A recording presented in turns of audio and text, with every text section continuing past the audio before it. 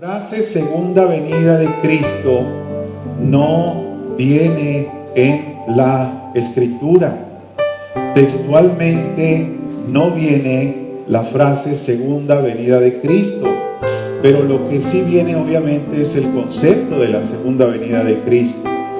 Y ese concepto lo tenemos definido en 3 palabras.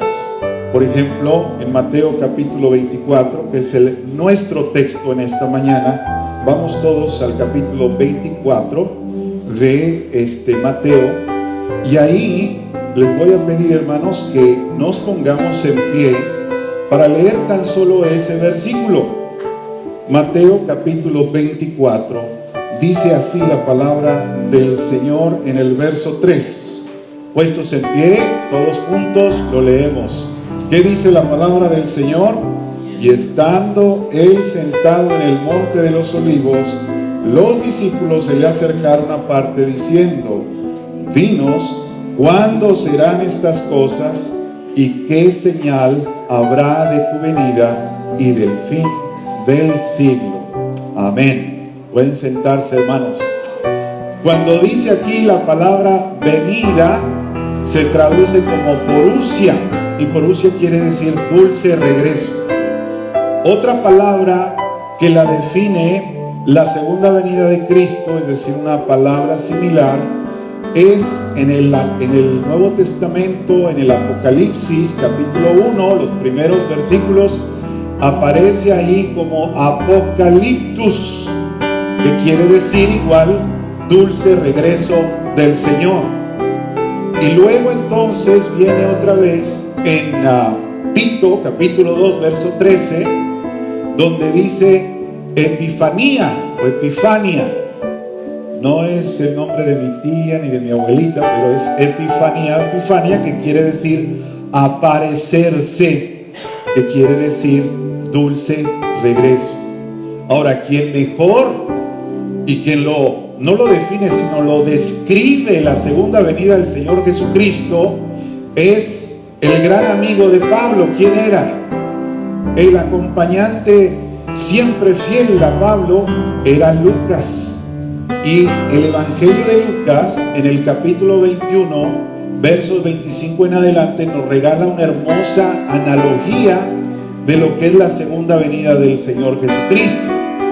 La Biblia dice que es como un árbol que se va deshojando la hojarasca y queda desnudo ese árbol, ¿sí? Diciendo o enseñando que viene el crudo invierno. Entonces así va a ser la segunda venida del Señor Jesucristo. La venida del Señor Jesucristo va a ser en medio de mucha tragedia, va a ser en una manera tremenda. Ve usted, por ejemplo, en nuestro texto, en el capítulo 24, dice ahí en el verso 35, dice así la palabra de Dios: el cielo y la tierra pasarán, pero mis palabras no pasarán. Fíjese, tremendo, ¿verdad? Ahora vea usted lo que dice el verso 30. Entonces aparecerá la señal del Hijo del Hombre en el cielo, y entonces lamentarán todas las tribus de la tierra, y verán al Hijo del Hombre viniendo sobre las nubes del cielo con poder y gran gloria. En otras palabras, hermano, cuando habla de ese árbol deshojándose, está hablando de un tiempo de muerte. El Señor va a venir cuando haya muerte física, cuando haya muerte espiritual, cuando haya muerte de economías, cuando haya muerte de imperios, cuando haya muerte de la naturaleza, cuando se dé muerte de animales, cuando se dé muerte de imperios. En ese ambiente el Señor Jesucristo va a venir por segunda ocasión. Ese es el ambiente. Yo no sé si ustedes estén de acuerdo conmigo o no, pero el mundo está en degradación, se va degradando día con día. ¿Cuántos lo creen esto, hermanos? Si usted cree lo contrario, usted está pecando de positivista, porque realmente el mundo se va degradando. Y la prueba de ello es todas las enfermedades nuevas que hay que antes no conocíamos. Una de ellas es la depresión. ¿Por qué la gente se deprime? Porque ve cómo el mundo se va degradando. Pero eso no cabe en nosotros los cristianos, porque nosotros tenemos nuestra esperanza. ¿En quién, hermanos?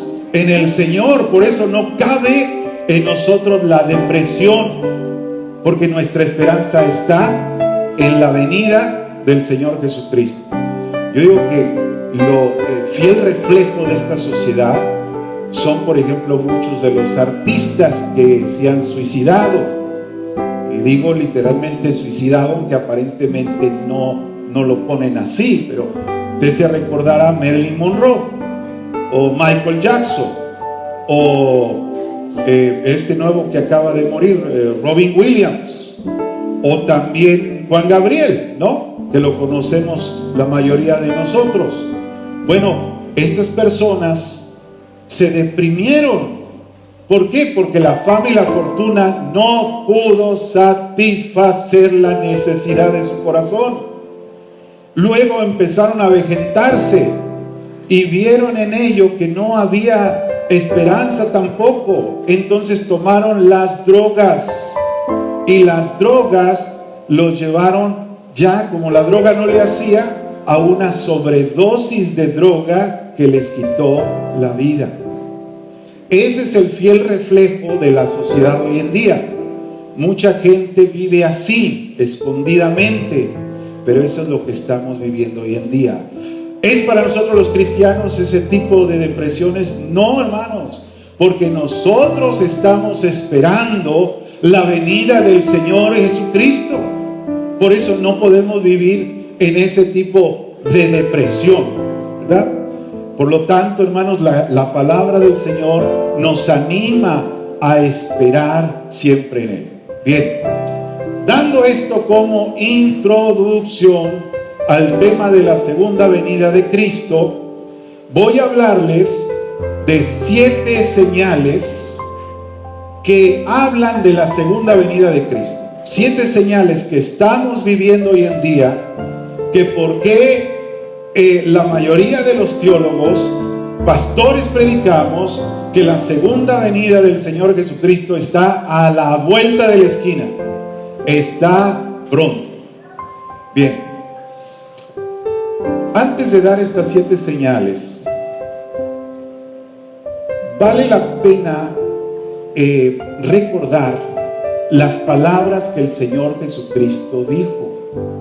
Tengan cuidado, porque nadie sabe ni el día ni la hora en que el Señor Jesucristo va a venir. ¿Sí? Que no le digan, que no le cuenten. Dígale al que está al lado de usted, que no le digan, que no le cuenten que la luna es de queso. ¿Ok? Bien. Aquí en el texto que estamos estudiando, el mismo Señor nos dice, fíjese lo que dice el verso 44. Por tanto, también vosotros estad preparados, porque el Hijo del Hombre vendrá a la hora que no pensáis. Verso 42. Velad pues, porque no sabéis a qué hora ha de venir vuestro Señor. Velad, porque no sabes a qué hora. Verso 36. Pero el día y la hora nadie sabe, ni aun los ángeles de los cielos, sino solamente ¿quién? Mi Padre. Así que he conocido y he oído personas que aparentemente saben mucho de la palabra, pero de repente les sale decir que tal día y tal hora y tal mes, y entonces todo su conocimiento pues queda en un cuestionamiento, porque realmente ni los ángeles lo saben, ni el mismo Señor Jesucristo lo sabe. Solamente ¿quién lo sabe? Dios. Pero no por eso no vamos a estar preparados, sino que la Biblia nos anima a estar preparados esperando la venida de nuestro Señor Jesucristo. Ahora, muchos de ustedes dirán, hermano, pues esto que viene aquí en la Biblia Yo lo entiendo que el Señor va a venir en medio de muerte, de tragedia, de una situación difícil. Pero ¿qué tiene que ver con nuestro mundo? Si nuestro mundo está en paz, está tranquilo. No, hermano, se equivoca. Le voy a compartir a usted cómo es que lo que viene aquí en la palabra es lo que está pasando hoy en día, y por eso decimos que la segunda venida de Cristo está a la vueltecita de la esquina, hermanos. Cuando estaba trabajando allá en Monterrey, en la compañía donde trabajaba, estaba en el departamento de diseño industrial, y entonces nos tocó un proyecto de hacer un túnel, porque la compañía había comprado unos terrenos pasando la avenida, y entonces nos pidieron hacer un túnel para transportar la materia prima. Estuvimos trabajando, y entonces se entregaron los planos, y las retroexcavadoras iban a trabajar de dos lados y se iban a encontrar en el centro, ¿sí? No quiero abundar en el aspecto técnico, pero sí iban a encontrar en el centro. Eran como las 2, 3 de la mañana cuando el ingeniero de la obra nos habla y nos dice: ya están tocando, ya están por llegar. Así nos tocó ver cómo es que este tril que estaba acá y este otro, hermano, entraban exactamente el diámetro, exactamente. Era impresionante lo que son los cálculos, ¿no? Bueno, pues así mismo es la profecía bíblica. Lo que dice la palabra de Dios, por un lado, es exactamente lo que está pasando en la vida. Y les voy a hablar de estas 7 señales, que lo que está diciendo la Biblia es lo que está pasando actualmente, es lo que está sucediendo. Y por eso decimos que la venida del Señor Jesucristo está around the corner, ¿verdad? Alrededor de la esquina, está cerca.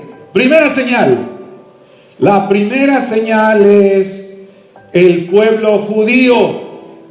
¿El pueblo qué, hermanos? Judío. Los judíos no es una religión. El judaísmo sí es una religión, porque es lo que los judíos creen. Pero todo aquel que diga que el judío es una religión atenta contra el judío. El judío no es una religión, es un pueblo, es un grupo étnico. Ese es el judío. Y la Biblia profetiza que cuando el Señor Jesucristo venga por segunda vez, Él va a ver al pueblo judío. Él va a ver y va a tratar con el pueblo judío. Ve usted lo que dice capítulo 24 en el verso 36 dice, perdón, el verso 34: de cierto os digo que no pasará esta generación hasta que todo esto acontezca. ¿A qué generación se estaba refiriendo el Señor? Nosotros, cuando hablamos de generación, decimos: pues los chiquilines que tenemos es la generación que viene. La gente mayor es la generación pasada, y nuestra generación, y así hablamos cronológicamente. Pero aquí generación en el griego se traduce como gena, que quiere decir gente. Y lo que el Señor está diciendo, señalando a los judíos, dice: esta gente no va a irse sin antes haberme visto venir a mí por segunda ocasión. Es la promesa del Señor. Ahora, esto es para poner a uno los pelos de punta, ¿verdad? ¿Por qué? Porque el pueblo judío ya debió haber desaparecido miles de años atrás. ¿Por qué? Porque mucha gente lo ha querido exterminar. Sin embargo, continúa. ¿Cómo lo explica? ¿Cómo se explica usted que ahorita, cuántos han escuchado, por ejemplo, los amorreos que existen hoy? No, ya murió esa cultura. Los jebusitas, los hititas, todos estos pueblos del Antiguo Testamento ya murieron. El único que sobrevive es el pueblo judío. Y ha pasado por genocidios y naciones los han querido exterminar, como la de hace poco con los alemanes que quisieron exterminarlos. ¿Cómo se explica que todavía los judíos sigan vivos? Esta es la primera señal. Usted puede ver judíos donde quiera. Si usted va al norte de la ciudad, de aquí de Chicago, usted puede ir con ellos, son muy amables. Hasta que usted le empieza a hablar de la fe, porque son bien cascarrabias, se enojan, son bien enojones. Y si algo tenemos que aprender de ellos, es en ese celo que tienen por lo que creen, ¿no? Hay algo siempre que aprender de ellos, aunque equivocadamente, pero puede ver usted judíos en muchas partes del mundo el día de hoy.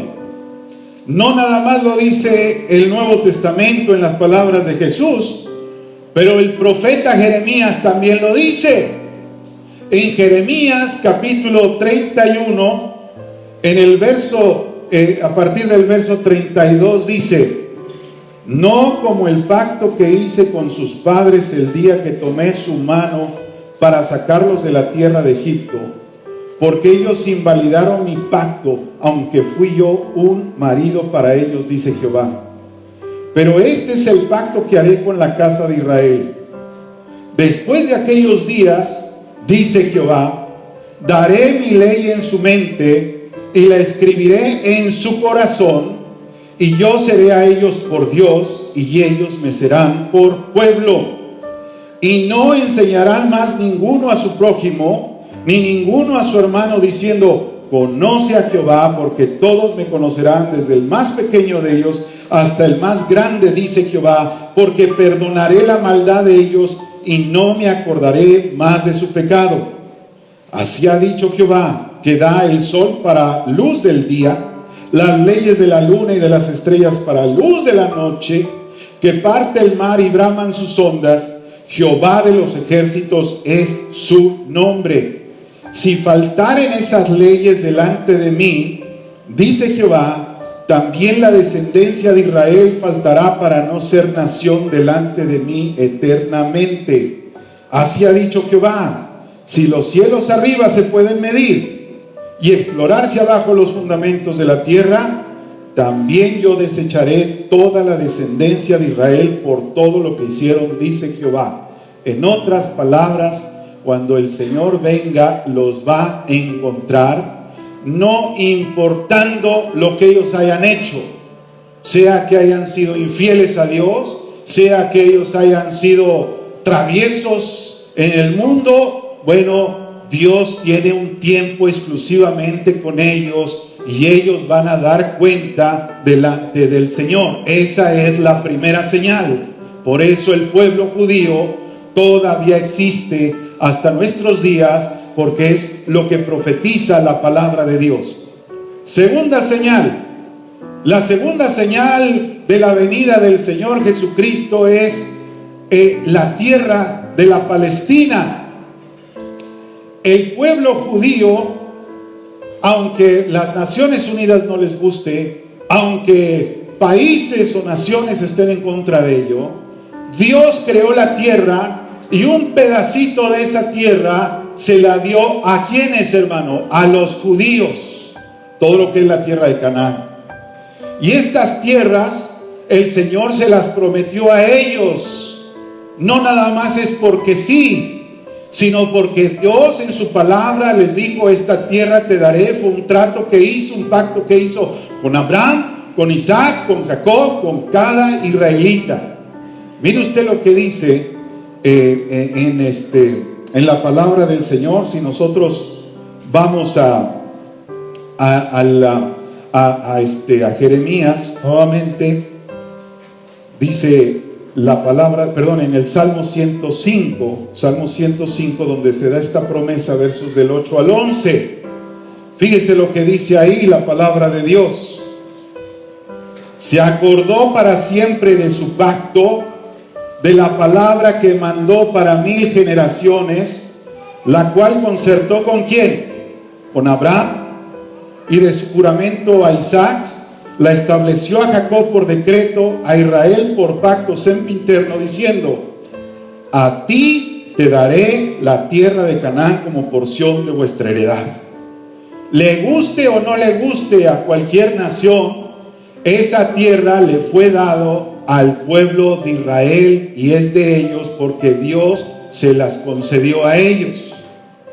Por eso, cuando el pueblo de Israel se instaura como nación nuevamente en 1947, este es el principio de la antesala de lo que es la segunda venida del Señor Jesucristo. Fíjese qué interesante, porque dice más adelante en Ezequiel, el profeta Ezequiel, acerca de esta tierra, en el capítulo 36, en el verso 24. Dice la palabra de Dios, Ezequiel capítulo 36, verso 24: y yo os tomaré de las naciones, y os recogeré de todas las tierras, y os traeré a vuestro país. Usted sabe que hubo una diáspora de judíos por todo el mundo, y Dios promete que los va a ir regresando, y es lo que está haciendo ahorita. Ahora, déjeme decirle las condiciones en que van a regresar a Israel, que es lo que está pasando ahorita ya, porque los judíos en Rusia ya están regresando, los judíos en Australia están regresando, muchos de aquí ya están regresando a Israel, pero va a ser en un ambiente de mucha incredulidad. Le repito, el ser judío no es una religión, es un pueblo, y hay una gran cantidad de judíos que son incrédulos, que no creen en Dios. Cuando fui a Israel hace años atrás, el guía que nos llevaba en el camión tuvo la alevosía, por petición de muchos de nosotros, de cruzar la frontera palestina. Imagínense, íbamos a la Cueva del Lobo y pasamos, y es una nación, si no es tan pobre como muchas de nuestras naciones latinoamericanas, es más pobre, pero es bien triste porque uno ve niños pequeñitos de 8, 9 años de edad con unos rifles, con ametralladoras. Es impresionante. El 90% de la gente que radica ahí es incrédula, no cree en Dios.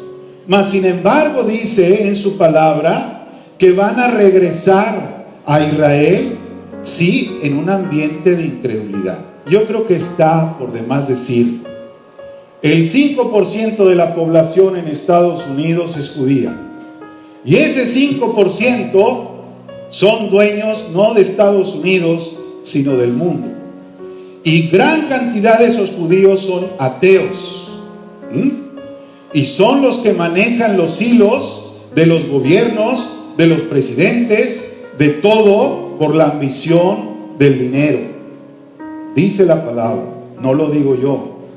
Ellos van a regresar a Israel, y lo impresionante de esto es que Dios los perdonará, hayan hecho lo que hayan hecho.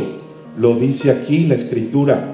Veamos lo que dice Ezequiel capítulo 36 en el verso 25: esparciré sobre vosotros agua limpia, y seréis limpiados de todas vuestras inmundicias, y de todos vuestros ídolos os limpiaré. Os daré corazón nuevo, y pondré espíritu nuevo dentro de vosotros, y quitaré de vuestra carne el corazón de piedra, y os daré un corazón de carne. Y pondré dentro de vosotros mi espíritu, y haré que andéis en mis estatutos, y guardéis mis preceptos, y los pongáis por obra.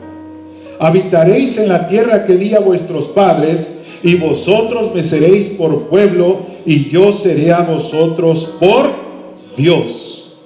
Esto es un misterio. ¿Cómo es que los judíos se van a arrepentir? Es increíble lo que va a pasar aquel día, pero dice la escritura que eso va a suceder. Quien nos lo clarifica perfectamente es la carta a los Romanos, capítulo 11, verso 25. Vamos a ver ahí cómo el Señor desenvuelve ese gran misterio del arrepentimiento de los judíos. Dice la palabra del Señor ahí en Romanos capítulo 11, en el verso 25. Fíjese lo que dice la Escritura. Dice así: porque no quiero, hermanos, que ignoréis que este misterio, que es un misterio, cómo es que los judíos van a venir a conocer a Cristo. Dice: para que no seáis arrogantes en vosotros mismos, que ha acontecido Israel endurecimiento en parte, hasta que haya entrado la plenitud de los gentiles, y luego todo Israel será salvo, como está escrito: vendrá de Sión el libertador, que apartará de Jacob la impiedad, y que este será mi pacto con ellos cuando yo quite sus pecados. Así que en cuanto al evangelio, son enemigos por causa de vosotros, pero en cuanto a la elección, son amados por causa de los padres, porque irrevocables son los dones y el llamamiento de Dios. Yo no sé, humanamente, pero la Biblia a mí me dice, el profeta Zacarías, que cuando se llegue ese día, el Señor Vega dice que va a haber un quebrantamiento por parte del pueblo judío, y van a postrarse delante de la presencia del Señor, y va a haber arrepentimiento. Esto es lo que me dice a mí la palabra de Dios. Por lo tanto, la segunda señal se cumple en la tierra de la Palestina. Va a traer el Señor a los judíos, y cuando estén ahí, muchos de ellos incrédulos, dice la Biblia que cuando llegue el Señor se van a arrepentir.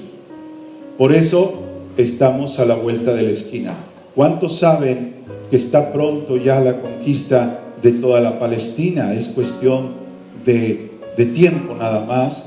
Y los pueblos alrededor no se van a quedar con los brazos cruzados, ni las naciones se van a quedar con los brazos cruzados. Por eso decimos que la venida del Señor Jesucristo está más cerca que nunca. Tercera señal.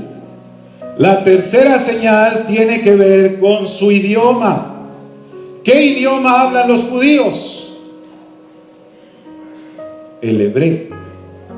El hebreo es la primera lengua que se conoce estructurada y con gramática en la historia, y ha podido desaparecer, pero en la promesa del Señor es que van a hablar el hebreo cuando el Señor venga. Veamos lo que dice la Escritura. Vamos un poquito atrás en Jeremías capítulo 31, en el verso 21 dice: establécete señales, ponte majanos altos, nota atentamente la calzada, vuélvete por el camino por donde fuiste, Virgen de Israel, vuelve a estas tus ciudades, vuélvete a tu cultura, vuélvete a tu idioma. Le está diciendo aquí al pueblo de Israel. Fíjese lo que dice: ¿hasta cuándo andarás errante, oh hija contumaz? Porque Jehová creará una cosa nueva sobre la tierra, la mujer rodeará al varón. Así ha dicho Jehová de los ejércitos, Dios de Israel. Aún dirán esta palabra en la tierra de Judá y en sus ciudades, cuando yo haga volver sus cautivos. Jehová te bendiga, oh morada de justicia, oh monte santo. Nosotros sabemos históricamente que el pueblo de Israel perdió su idioma, perdió sus tradiciones, perdió su cultura cuando estuvieron en cautiverio en Babilonia.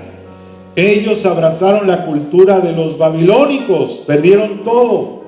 Pero en el año 586, cuando el Señor los hace regresar a Jerusalén, ellos, el idioma que hablaban era arameo y no hablaban hebreo. Y fíjese cómo recuperaron su idioma, cómo recuperaron su cultura, sus tradiciones. La prueba más grande está con Esdras. Ahí en Esdras capítulo 8, verso 5 en adelante, nos habla que Esdras tomó el púlpito y abrió la palabra, pero la palabra estaba en hebreo y la gente no entendía nada. ¿Y qué hizo Esdras? Que sabía él el hebreo y el arameo, y empezó a traducirles en su propia lengua. Poco a poco ellos empezaron otra vez a abrazar su cultura y a abrazar su lengua. Fíjense, muy interesante, estoy leyendo unos libros de dislexia. Estoy ayudando a una persona que tiene un hijo con dislexia y me estaba documentando. Y en estos libros dice que cuando, por ejemplo, una persona que fue italiana, sus generaciones son italianas, y esa persona quiere aprender el italiano, que ya perdió, vamos a suponer aquí, que ya habla puro inglés y no habla italiano, es mucho más fácil que hable el italiano que cualquier otra persona de cualquier otra tradición que trate de aprender el italiano. Es decir, hermano, esto para mí es muy revelador científicamente, porque esta es la razón por que el pueblo judío fácilmente volvió a recuperar sus tradiciones y su lengua. Fíjense qué importante es, hermano. Los judíos son algo celoso en ello. Sus tradiciones las siguen enseñando en el hebreo, porque les da identidad. Un idioma te da identidad, es una cultura. Por eso yo siempre digo, en nuestra etnia hispánica, que el saber otro idioma nos amplía nuestra cultura y nos da identidad y valemos más en la sociedad. Bien, entonces es la tercera señal. La cuarta señal de la venida del Señor Jesucristo es algo con lo que yo batallé los primeros años de mi ministerio. Volvamos a nuestro texto. Mateo capítulo 24, dice ahí el verso 14: la cuarta señal es hasta que este evangelio sea escuchado en toda la tierra. Fíjese lo que dice en el verso 14: y será predicado este evangelio del reino en todo el mundo para testimonio a todas las naciones, y entonces vendrá ¿qué? El fin. Yo decía años atrás, decía, Señor, ¿cómo vamos a hacer esto? Somos 6,000 millones de personas. Estoy hablando hace 25 años atrás. Y decía, ¿cómo le vamos a hacer? Yo creo que necesitamos unos 100 millones de misioneros, por lo menos. ¿De dónde? ¿Cómo? Pero escuche lo que dice la Escritura: hasta que se ha oído el evangelio, no aceptado, sino oído. Y Dios me enseñó una gran cosa, hermanos. Estaba yo en Guadalajara, fui con un misionero canadiense a lo que llamamos Tapalpa, que es un pueblo que está en una montaña, y de allá el misionero me decía, viendo así hacia los valles, ¿cuántos han estado en Tapalpa? Es un lugar precioso ese lugar. Decía, mira, de este lado veía todas las rancherías y pueblos, dice, hay 500,000 de personas, y de este otro lado hay 1,5 millones de personas. Y él decía con una sencillez y una facilidad, ¡bam! Vamos a predicarles a todos ellos. Y yo decía, ¿cómo le vamos a hacer? Nomás vamos a estar 2 semanas aquí. Pero Dios me cayó la boca. Ahí fue donde entendí cómo el Señor obra.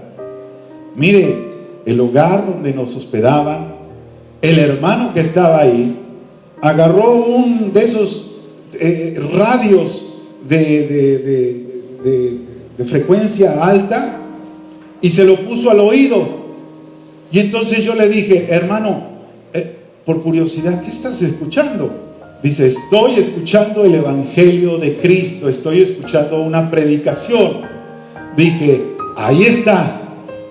Los medios de comunicación, la radio, la televisión, es impresionante cómo están llegando a todas partes del mundo. Y no nos vayamos tan lejos. Aquí por este medio donde ahorita Marino me está transmitiendo, Marino está transmitiendo ahorita, debo suponer sin pecado, amigo, hay gente de Veracruz. Sí es así, ¿verdad, Marino? Bueno, hay gente de Veracruz ahorita que está escuchando el Evangelio de Cristo. Vamos a darles un aplauso a los que nos están escuchando allá. Y miren lo impresionante que es, porque ellos lo reproducen y lo mandan a otros lugares.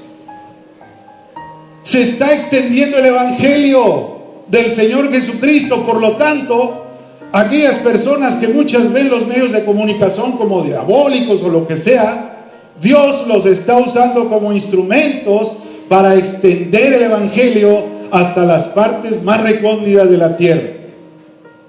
Estaba viendo un anuncio el otro día de unos teléfonos celulares y pasan como los celulares están ya hasta allá, hasta en aldeas remotas en África. Hasta allá se está escuchando el Evangelio del Señor. ¿Está pronto la venida del Señor? Por eso decimos que está pronta la venida del Señor. La quinta señal de la venida de Cristo es precisamente la tecnología, la ciencia, cómo ha avanzado. Vamos a el profeta Daniel. A Daniel se le dijo que escribiera estas profecías y que al terminarlas cerrara el libro.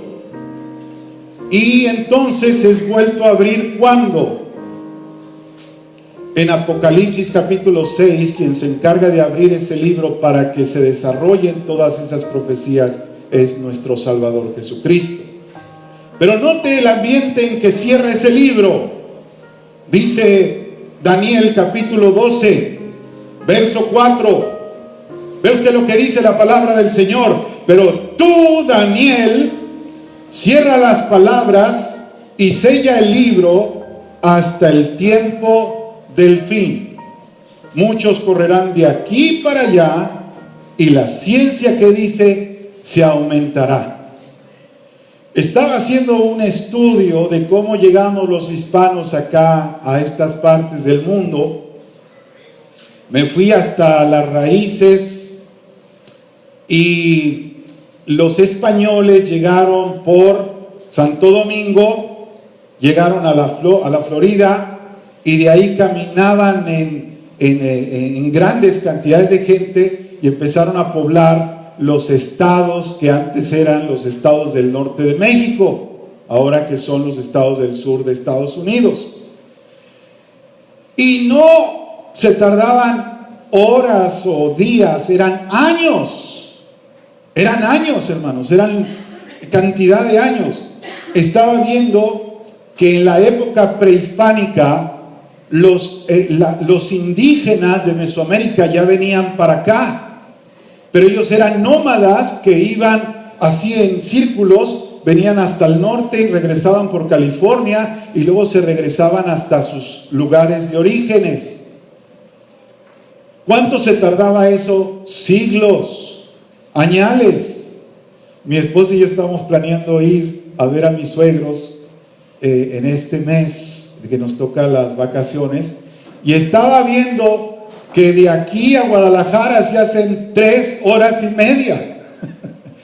De la Florida para acá, otras 2-3 horas en el avión. O sea, es impresionante, hermano, la ciencia, cómo ha avanzado. Esto sin hablarles de la internet. Usted compra un teléfono ahorita y al otro año ya tiene que comprar otro, porque la tecnología está creciendo a pasos agigantados. Esto sin mencionar la parte médica que estamos viendo, la ciencia, lo que es la clonación, lo que es los nacimientos pues de probeta, como así se llaman, de inseminación artificial. Es impresionante lo que es la ciencia. Y toda esa ciencia que usted está viendo ahorita, esa es la señal de que Cristo Jesús viene pronto, porque lo dice en el profeta Daniel. Sexta señal, y esta tiene que ver con todos nosotros. Vamos a nuestro texto, capítulo 24. Dice la palabra del Señor, capítulo 24, en el verso 14, dice así la palabra del Señor: y será predicado este evangelio del reino en todo el mundo para testimonio a todas las naciones, y entonces vendrá el fin. Ahora, será predicado, pero veamos lo que dice en Romanos capítulo 11, verso 25.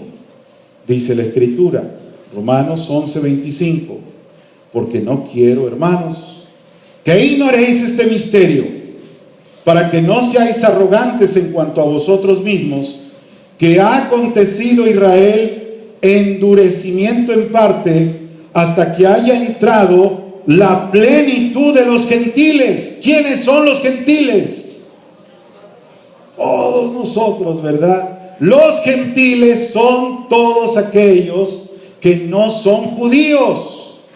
Yo decía, Señor, somos 8,000 millones de personas actualmente en el mundo. ¿Cómo es que todos van a aceptarte? ¿Cómo? Hermano, la palabra plenitud de los gentiles, plenitud tiene que ver con predestinación. Es decir, plenitud, premora, que quiere decir hasta que el número de los gentiles esté completo. Es decir, hasta que el último de los gentiles que van a creer esté completo. Por eso yo no me canso de predicar la palabra y de invitar al frente a recibir al Señor Jesucristo, porque no nada más, miren, me tiemblan a mí las corvas cuando veo a una persona recibir a Cristo, porque no solamente veo el poder de Dios que está actuando en el corazón de esta persona, sino que estoy viviendo una hermosa esperanza sentada aquí en mi corazón, que quizá esa persona sea la última en el libro de la vida y el Señor diga: hasta aquí. Por eso, cuando prediquemos a la gente, hermano, vivamos no solamente con el gozo de saber que es salvo, pero nosotros estamos acelerando la venida del Señor. Y ver cada alma con la esperanza de que el Señor está pronto y quizás sea esa la última persona en el libro de la vida. Mi esposa estaba predicándole en noviembre a doña Chela, que es nuestra vecina, y le habló de Cristo en noviembre. Ella se fue a Guadalajara confiando en que fue sembrada la semilla del Evangelio. Regresó después de 2 semanas y regresó doña Chela acabada porque le atacó un cáncer bien agresivo. 1 semana después murió. Y comentaba yo con mi esposa, ahorita don Luis se quedó ya viudo, pero comentaba con mi esposa precisamente de esto. Qué hermoso ver con esperanza que quizá pudo haber sido la última persona en el libro de la vida, y de repente, ¡voilà! Hermano, no nos cansemos de predicar este evangelio. No nos cansemos de predicarlo. Vivamos con esa esperanza, una esperanza, como los decía semanas atrás, de convicción, de seguridad, de confidencia, de que esto va a pasar. ¿Por qué? Porque es palabra de Dios y está endosada por la mano del Señor. Séptima señal y la última es lo que llamamos hoy en día la apostasía. La iglesia apóstata. Hay personas que me dicen y me han dicho: pastor, ¿cómo sé que estoy en una iglesia apóstata? Hermano, estamos viviendo en el tiempo de la apostasía. ¿Cómo sé? Hay un libro que leí en la semana, si usted lo quiere aquí se lo presto, se llama Falsos Dioses, de Tim Keller. Es un tremendo escritor. Y este libro habla de lo que es la apostasía hoy en día, básicamente en un lenguaje muy moderno. Pero para mí, haciendo un resumen de como también uno de John MacArthur, que que leí hace meses atrás de lo que es la apostasía, yo siempre lo he visto así. Mire, el vocabulario del cielo es uno, el vocabulario de la tierra es otro. Si usted mantiene el vocabulario del cielo separado del vocabulario de la tierra, está bien, tranquilo. Pero cuando usted en la tierra empieza a usurpar el vocabulario de Dios, de los cielos, usted está en problemas. Se lo explico de esta manera. El lenguaje del cielo es predestinación, es omnisciencia, es omnipresencia, es la gloria, es poder, es milagros. Ese es nuestro Dios. Y acá en la tierra es elección, arrepentimiento, es renovación de votos, es consagración, es compromiso. Pero cuando aquí en la tierra la gente empieza a usurpar el papel del Señor diciendo, oh, tú vas a ser sanado siempre y cuando sea a través de mi oración.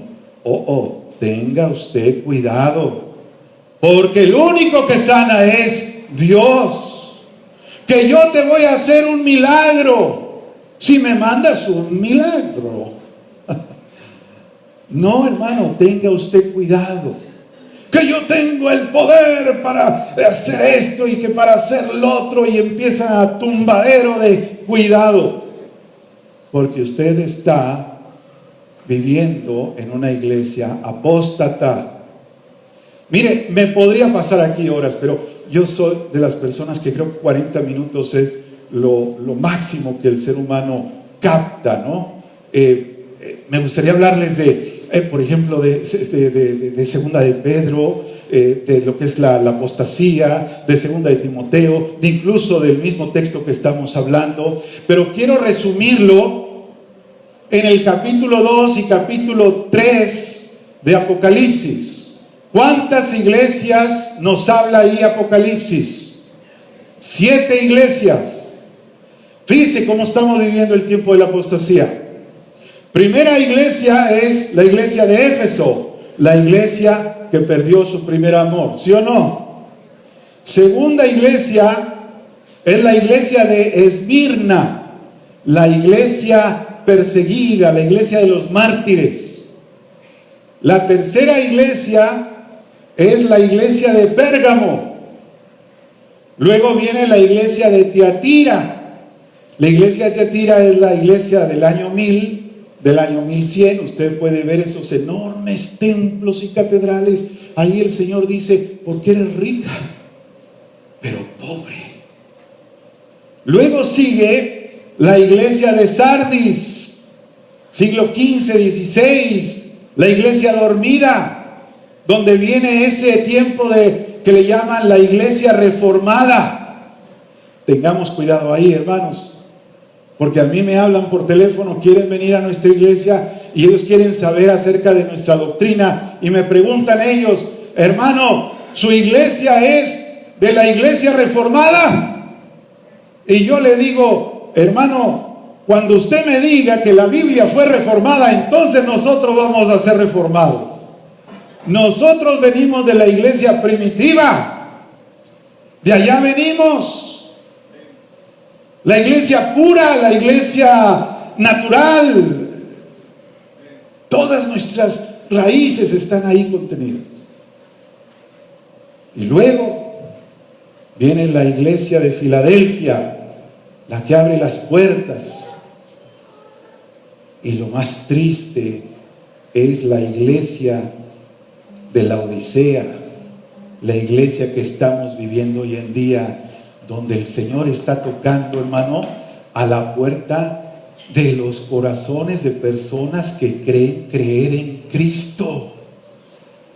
¿Sí me doy a entender? Personas que creen que son cristianas y no lo son. Ese es el tiempo que estamos viviendo, hermanos.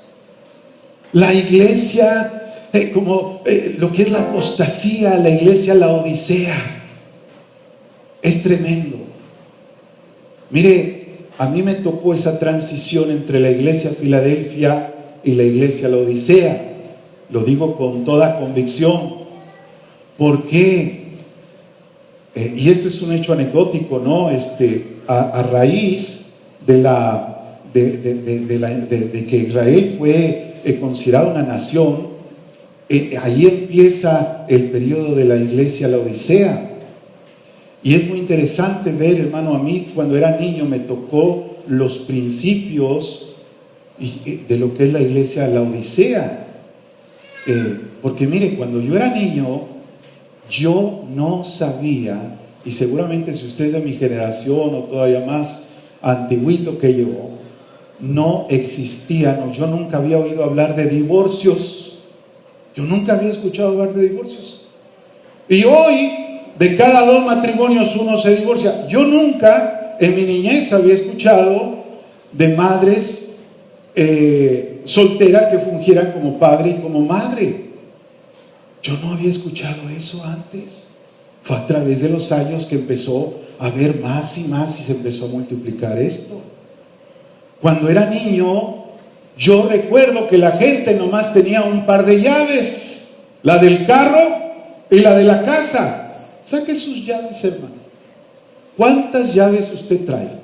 La del carro, la de la guantera, la del tapón de la gasolina, de la puerta, de la recámara, de la cocina, de quién sabe cuánto. ¿Por qué? Porque la criminalidad ha crecido. Cuando era niño, yo nunca había escuchado de crímenes tan atroces y tan terribles como los hay ahorita. Con una manera despiadada, ya no nada más los matan, sino que los destazan y hacen cosas terribles. ¿Estamos cerca o no estamos cerca del tiempo, hermanos? Cristo está a la vuelta de la esquina. Cuando era niño, yo no había escuchado, por ejemplo, de SIDA, ni tampoco del ébola y todas estas enfermedades. Platicando con un misionero de Uganda, dice que el 20% de la nación ha muerto por causa de estas enfermedades venéreas. ¿Estamos o no estamos cerca de que el Señor viene pronto, hermanos? Esta es la 7ª señal. Déjeme resumirle en pocas palabras lo que va a suceder en los siguientes años. Primero, el evento que estamos aguardando, ¿cuál es? El arrebatamiento de la iglesia, donde el Señor vendrá por su iglesia congregada. Ahí vendrá el Señor, nos llevará. Y cuando estemos con Él, vienen 7 años de la tribulación.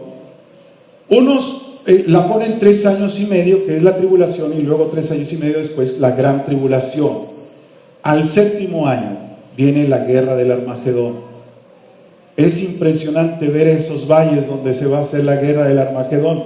Bendito sea el Señor, tuve el privilegio de estar ahí y puedo imaginar lo que hablan acerca de los miles y miles de ejércitos y todo lo que va a hacer. Y cuando empiece eso, el Señor desde los cielos dice: ¡basta! Y el Señor vendrá, ahora sí, por segunda ocasión, a poner sus pies firmes aquí en la tierra. Después de esto, vienen 1000 años que el Señor va a reinar y nosotros junto con Él. Y cuando el Señor venga en esa batalla del Armagedón, ¿sabe lo primero que va a hacer? Va a poner a la bestia en su lugar, en el abismo. Va a estar atado por 1000 años. Cuando se cumplan esos 1000 años, cuenta la palabra del Señor, Satanás va a ser desatado y va a confundir por un poco de tiempo, y el Señor entonces vendrá con el juicio final. ¿Lo tenemos, hermanos? Después de ahí habrá cielos nuevos y tierra nueva.